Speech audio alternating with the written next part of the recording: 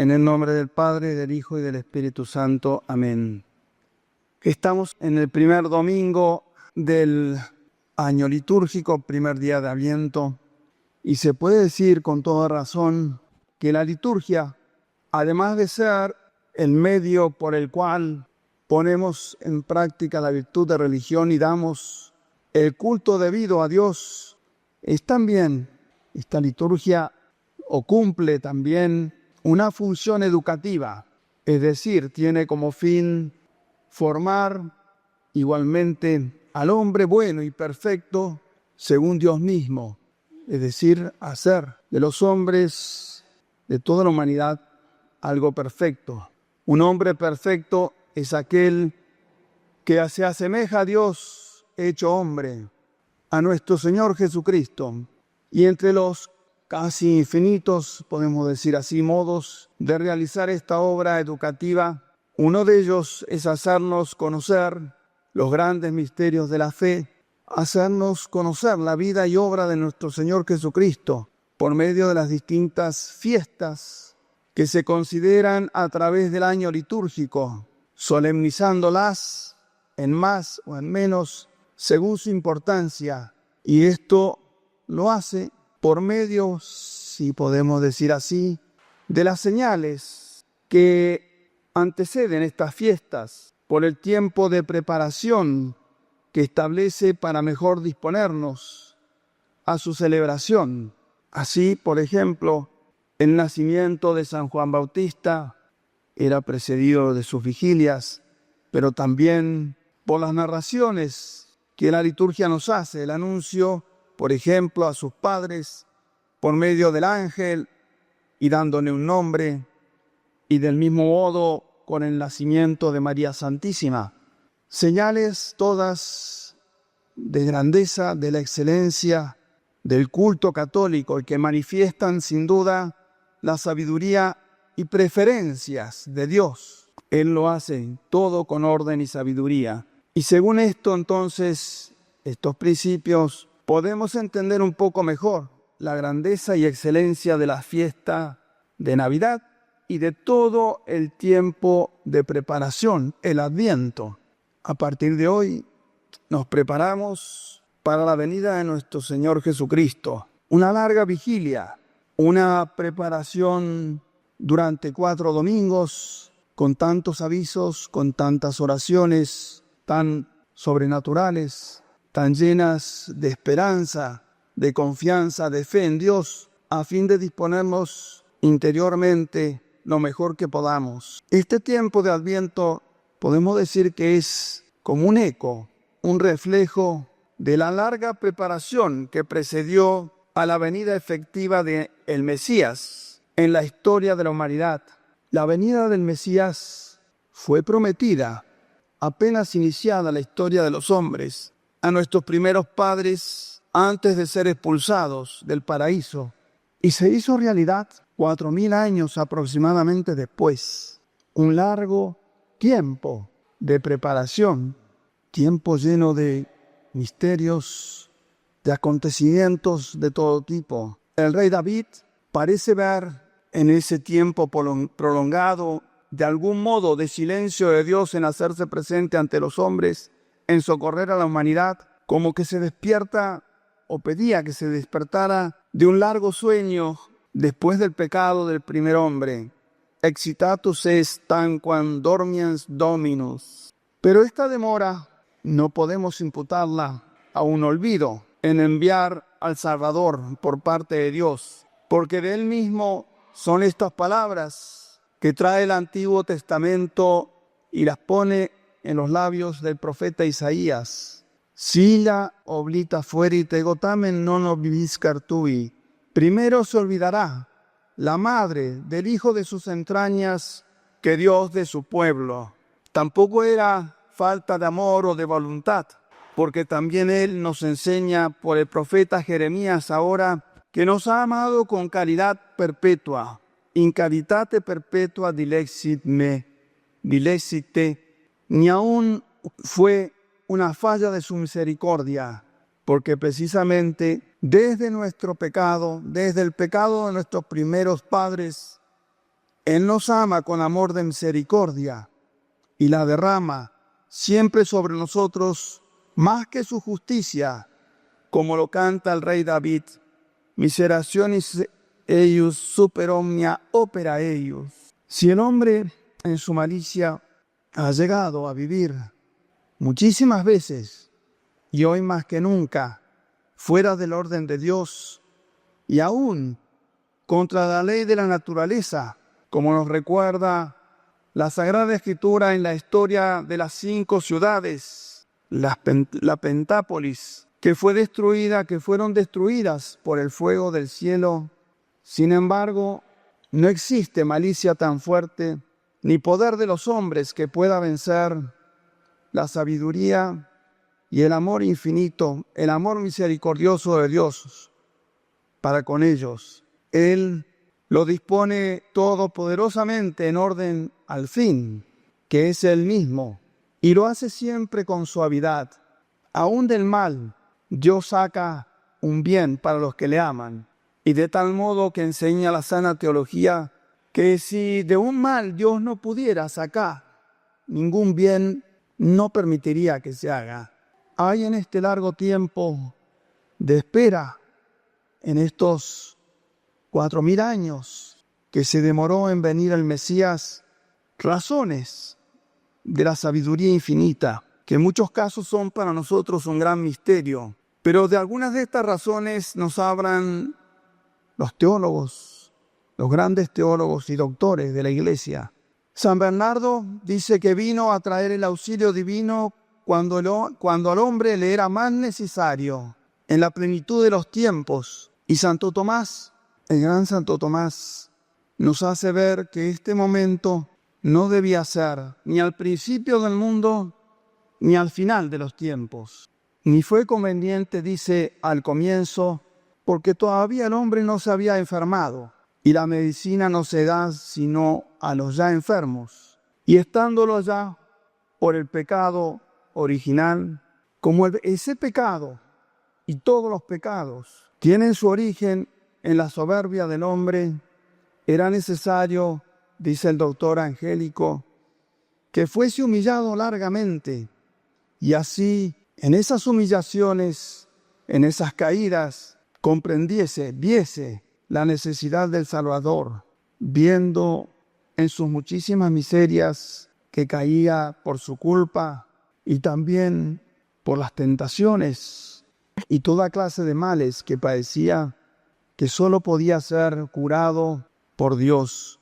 Y aún dice Santo Tomás que otra razón era la dignidad de este Salvador, que exigía ser precebido por muchos hombres, patriarcas, profetas, que lo anunciaran. Y así dice San Agustín con razón: cuanto mayor era el juez que venía, tanto más larga serie de pregones le debían preceder.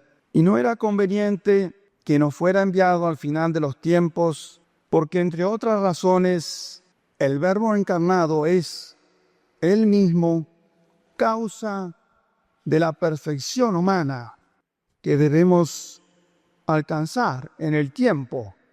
Es nuestra meta, pero Dios, nuestro Señor, es la causa eficiente que va llevándonos por la imitación suya a ese fin. Si el remedio, dice Santo Tomás, se hubiese diferido hasta entonces, además el conocimiento y respeto a Dios, la honestidad de las costumbres, habrían estado ausentes en la tierra durante toda la vida del género humano. Y eso no era bueno, no es bueno. Pero hay algo más que nos recuerda San Agustín.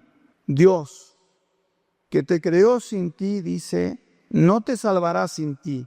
Es verdad que el hombre de ningún modo puede merecer esta venida del Salvador. Sus buenas obras no eran suficientes ni para obtener el perdón de su pecado, ni para merecer tal Redentor.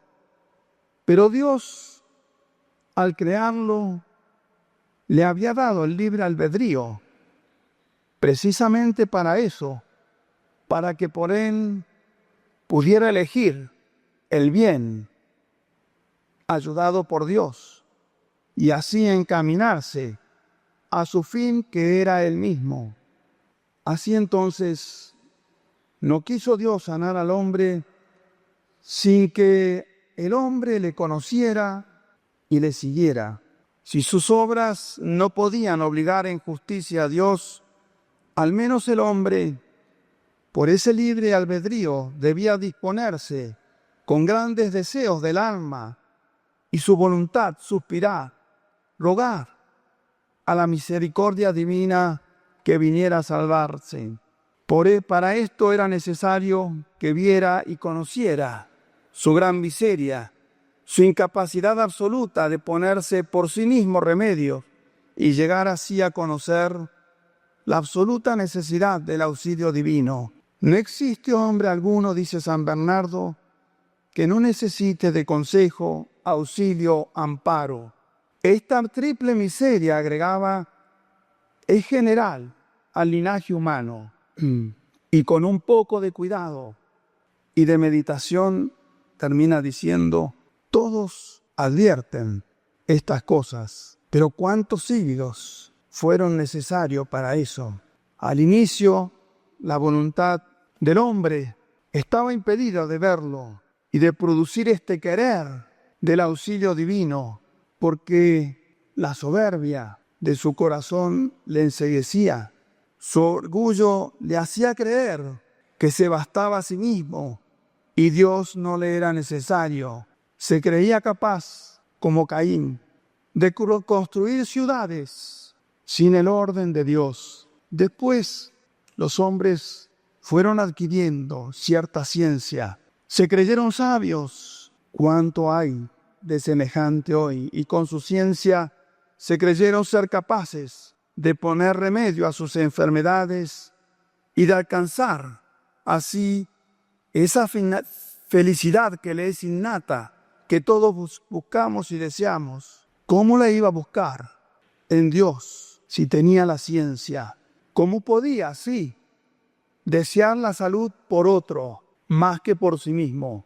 Era necesario que la experiencia sacudiera tanto engreimiento y alcanzase el verdadero conocimiento de sí mismo. Y así, sin la ayuda de Dios, fue necesario que cayera en los pecados de idolatría, de ignorancias groseras, errores terribles, males de todo tipo a causa de su orgullosa ciencia.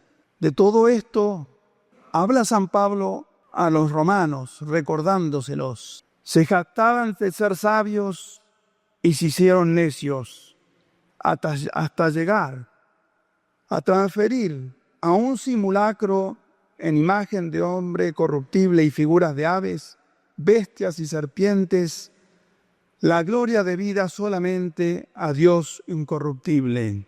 ¿Cómo podemos aplicar estas palabras al mundo de hoy? Y siendo esos sus deseos, Dios les deja en ellos, por lo cual, agrega San Pablo inmediatamente, también Dios le entregó a las concupiscencias de sus corazones.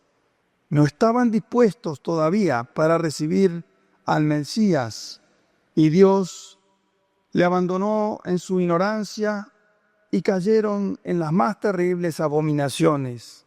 Pero ciertamente, a pesar de tanta miseria generalizada, había hombres buenos, libres de esta ignorancia, con deseos de conformarse a la ley de Dios, y esta ley, que fueron los mandamientos, les hizo conocer sus miserias, como nos dice San Pablo, per legem enim cognicio peccati.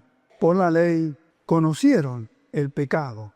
Así, los hombres conocieron su ignorancia y su nada, y que sin Dios, de lo único que eran capaces era de equivocarse, de pecar, de idolatrar. Tuvieron la experiencia de la propia miseria y la necesidad del favor de Dios, de un Salvador. Y así comenzaron a desearlo y a pedirlo. El rey David clamaba al cielo con estas palabras: Exita Domine potentiam tuam et veni. Despierta, Señor, tu poder y ven a salvarnos. Isaías insistía dando voces al cielo y pedía a las nubes que acabaran de llover al justo. Rorate celi de super en nubes pluant justum. Y estos deseos, cada vez más generalizados, cada vez más repetidos, se fueron también purificando, haciendo más tiernos, delicados, llegando a representarlos como deseos de la esposa que busca a su esposo. Os conjuro, hijas de Jerusalén, que si halláis a mi amado, le notifiquéis que desfallezco de amor. No es, pues, la misericordia de Dios la que se detuvo en socorrer a los hombres. No es Dios el que viene despacio, sino el hombre con sus deseos, quien se tardó en llamar al Salvador. Él se dio tanta prisa como el hombre se dio en desearlo. Esa exclamación que recuerda al profeta Isaías: Ecce ego venio et habitabo in medio tuiae Dominus. Ese ya voy y habitaré en medio de vosotros, dice el Señor. Demorado, era un reclamo de Dios que pedía la buena voluntad, el deseo de los hombres de ser socorrido. Y así, cuando más deseosos estaban los hombres, dando voces para que viniese, Dios le hace decir con el profeta: aunque la visión tardará, aún por tiempo, al fin hablará y no mentirá. Aunque se tardare, espéralo, que sin duda vendrá, no tardará. Así podemos sacar muchas enseñanzas para prepararnos adecuadamente para esta fiesta de Navidad, pero también para su segunda venida. Si hoy se tarda nuevamente en cumplir esta profecía de su segunda venida, es porque no lo deseamos y pedimos suficientemente. ¿Con qué fervor, con qué deseo rezamos cada día esa parte del Padre Nuestro? Adveniat regnum tuum. En este tiempo litúrgico que comienza, dispongamos entonces, purifiquemos nuestras almas y pongamos en ella grandes deseos, porque en esta Navidad ese Salvador viene nuevamente envuelto en pañales. Él viene con las manos llenas de bendiciones para derramárnoslas sobre los que le esperan e invocan, y que esta preparación también sirva para reclamar su venida, para prepararnos cuando Él venga como Rey y Juez de todas las cosas. En un mundo que le quita de delante suyo, con mucha gritería, con mucha burla, con mucho desprecio, como hace de 2000 años. Quítale de ahí, permanezcamos nosotros fieles, pidiendo su pronta venida, que abriere su espera y no se demore. Como lo hizo la Virgen Madre, dispongámonos hoy y cada día con las intenciones que la liturgia de la Iglesia nos propone. O Rex Gentium, oh Rey de las naciones y su deseado, oh piedra angular que reúne bajo su mando todos los pueblos, ven y salva al hombre que formaste del barro. Ven a salvarnos, Señor y Dios nuestro, ven a salvarnos, no tardes más. Que así sea. Ave María Purísima.